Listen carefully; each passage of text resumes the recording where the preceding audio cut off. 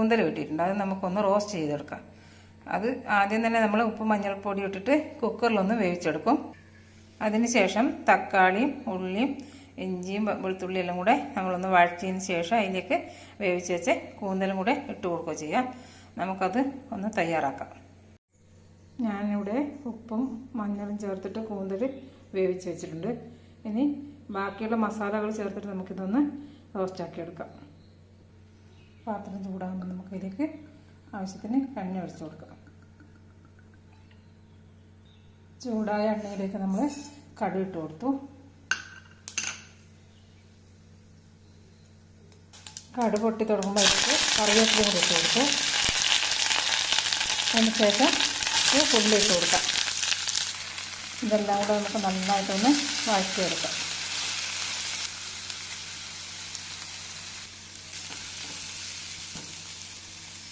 ഉള്ളി നന്നായിട്ട് വഴണ്ട് കഴിഞ്ഞാൽ നമുക്കതിലേക്ക് ഇഞ്ചി വെളുത്തുള്ളിയും കൂടെ ചതച്ച് വെച്ച് ഇട്ട് കൊടുക്കാം. അതിന് നന്നായിട്ട് ഇളക്കി യോജിപ്പിച്ചിട്ട് നമുക്ക് കുറച്ച് നേരം കൊണ്ട് അതിൻ്റെ പച്ചപ്പ് പോകുന്നത് വരെ ഒന്ന് ചൂടാക്കിയെടുക്കാം. ഇപ്പോൾ അത്യാവശ്യം നന്നായിട്ട് തന്നെ ഉള്ളി വഴണ്ട് വന്നിട്ടുണ്ട്. അതിലേക്ക് നമുക്ക് ഒരു വലിയ തക്കാളി ഇട്ട് കൊടുക്കാം. മുറിച്ചിട്ട് കുറച്ച് മഞ്ഞൾപ്പൊടി ഇട്ട് കൊടുത്തു. നമ്മൾ കൂന്തൽ വേവിക്കുമ്പോൾ കുറച്ച് ഉപ്പല്ലേ ഇട്ടുള്ളൂ.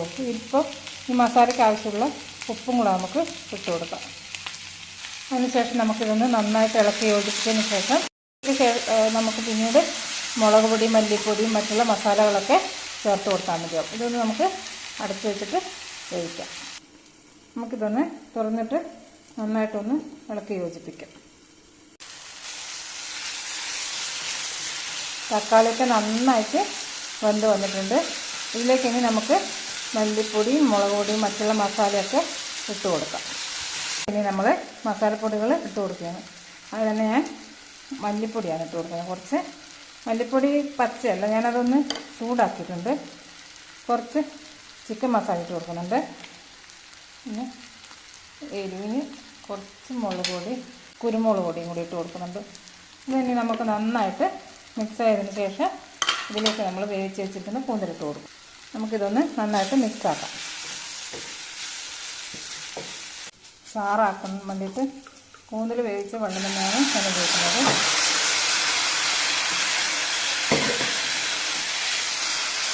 റോസ്റ്റ് എന്ന് പറയുമ്പോൾ എന്തിനാ അതിൽ ചാറൊന്ന് നോക്കും. പക്ഷേ നമ്മൾ ഈ മസാല ഒന്ന് കൂന്തലുമായിട്ട് യോജിക്കാൻ വേണ്ടിയിട്ടാണ് ഇങ്ങനെ ആക്കുന്നത്. ഇനി ഇതിലേക്ക് നമ്മൾ വേവിച്ച് വെച്ചിരിക്കുന്ന കൂന്തലും കൂടെ ഇട്ട് കൊടുക്കാം. ഇതിലേക്ക് ഇട്ട് കൊടുക്കുകയാണ്. വേവിച്ച് വെച്ചതാണ്. വേവിക്കുമ്പോൾ നമ്മളിതിൽ ഉപ്പും മഞ്ഞൾപ്പൊടിയാണ് ഉപയോഗിച്ചിട്ടുള്ളത്.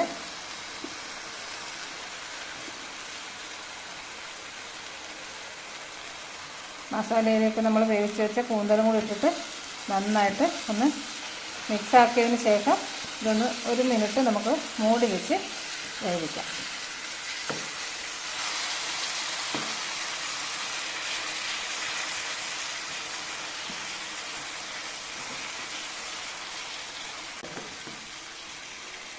നമുക്ക് കൂന്തൽ റോസ്റ്റ് എങ്ങനെയായെന്ന് നോക്കാം. ആകുമ്പോൾ നമുക്കിതിൽ 2 ഐറ്റംസ് കൂടെ ചേർക്കാനുണ്ട്. അതാണ് ഇതിന് ഏറ്റവും കൂടുതൽ സ്വാദ് നൽകുന്നത്. തുറന്നിട്ട് നോക്കാം എന്തായാലും. ആഹാ, നന്നായിട്ട് മസാലയെല്ലാം ആയിട്ട് യോജിച്ച് വന്നിട്ടുണ്ട് കൂന്തൽ റോസ്റ്റ്.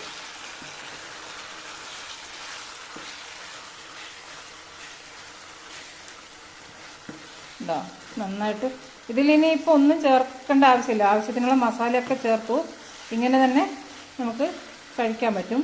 ഇനിയിപ്പോൾ ഇതിന് ചാറ് വേണമെന്നവരാണെങ്കിൽ കുറച്ചും കൂടെ ഇതിൽ ചാറാക്കി എടുക്കാം. ഞാനിത് റോസ്റ്റാക്കി എടുക്കുന്നതാണ്. അത് കുറച്ചും കൂടെ ചാറ് വരും. ഞാനിതിൽ 2 ഐറ്റംസ് കൂട്ടുന്നുണ്ട്. അപ്പോൾ കുറച്ചും കൂടെ ലൂസാവും. ഇങ്ങനെയാണെങ്കിലും ഇത് സൂപ്പർ ടേസ്റ്റാണ്. ഉണ്ടോ? നമുക്കിതിൽ അവസാനത്തെ മിൽക്ക് പണിയും കൂടി ചെയ്യാനുണ്ട്. അതെന്നാന്ന് നോക്കാം.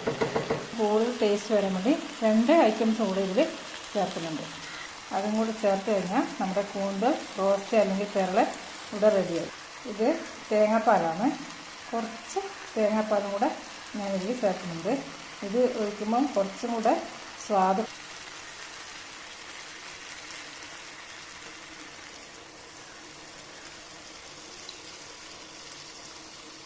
നമുക്കിതൊന്ന് നന്നായിട്ട് ഇളക്കി യോജിപ്പിക്കാം.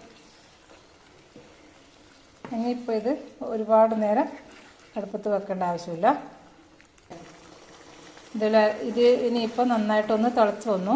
ഇതിലേക്ക് നമുക്കൊരു ഐറ്റംസ് കൂടിയുണ്ട്, അതും കൂടെ ചേർത്തതിന് ശേഷം നമുക്ക് തീ ഓഫ് ചെയ്യാം. ഈ ഇലയാണ് ഞാനിപ്പോൾ ചേർക്കാൻ പോകുന്നത്. ഇത് ആഫ്രിക്കൻ മല്ലിയില എന്ന് പറയും. ഇത് നമ്മുടെ നാട്ടിൽ ധാരാളമായിട്ട് ഉണ്ടാകുന്നുണ്ട്. ഇത് ഒരു ചെടി കൊണ്ടുവച്ചാൽ അടുത്ത വർഷം ആകുമ്പോഴത്തേന് തന്നെ നിറയെ ഇതിൻ്റെ വിത്തുകൾ പൊട്ടിയിട്ട് ചെടി ഉണ്ടാവും. ഇതിട്ട് അരിഞ്ഞിട്ടാണ് ഇതിലേക്ക് ഇടുന്നത്.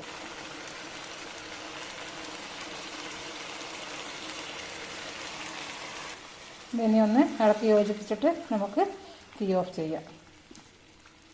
ഇത് അധികം വേകേണ്ട ആവശ്യമില്ല. ഇലയാകുമ്പോൾ പെട്ടെന്ന് അതുമായിട്ട് യോജിച്ചോളും.